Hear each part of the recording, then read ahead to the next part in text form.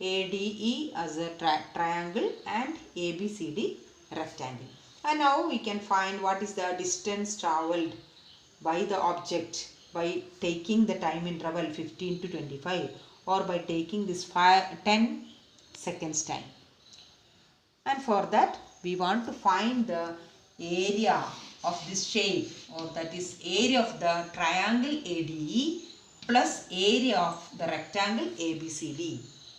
So in the last case we got only one shape and we found the area, but here we are getting two shapes, one triangle and one rectangle, and to find the distance travelled from the point A to E, you have to find the complete area coming under the 2 points A and D.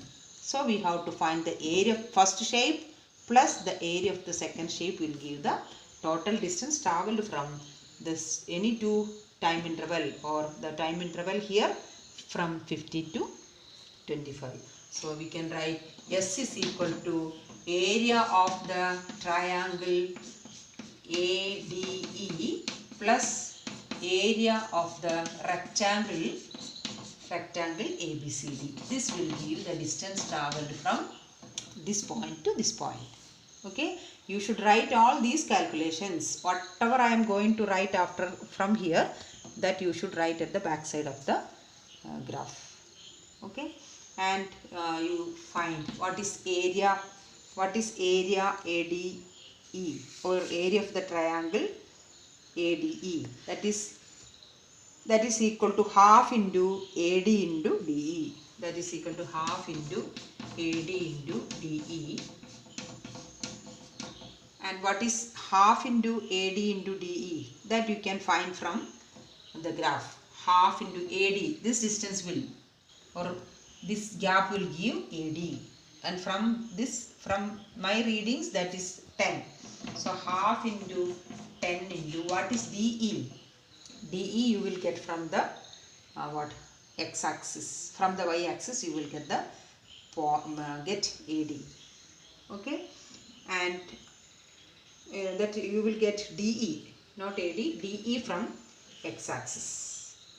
Okay, and you can find that from your, and here my graph is not by taking the correct value, so I can't calculate it correctly from my graph. So you can calculate, you find out DE from the x-axis, y-axis, and write here and find the value of half into AD into DE. Okay, then again you find what is the area of the rectangle ABCD. What is the area of rectangle ABCD? That is equal to AB into BC. AB in the figure AB, this is AB, or this is equal to 30. Okay, and 30 into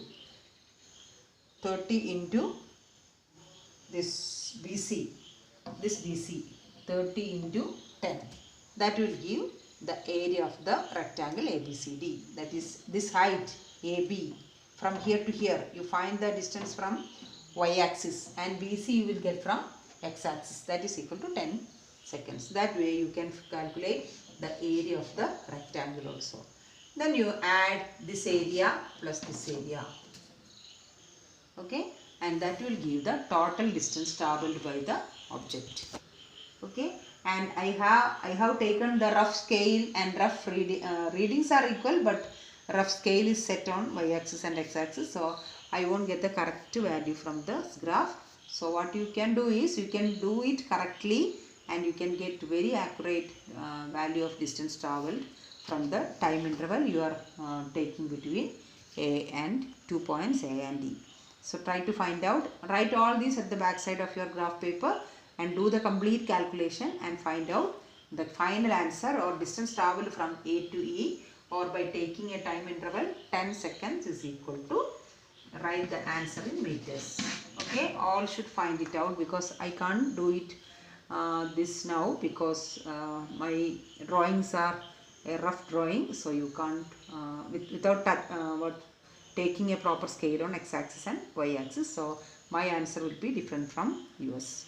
So you can do it as a assignment and upload this work in MST today itself.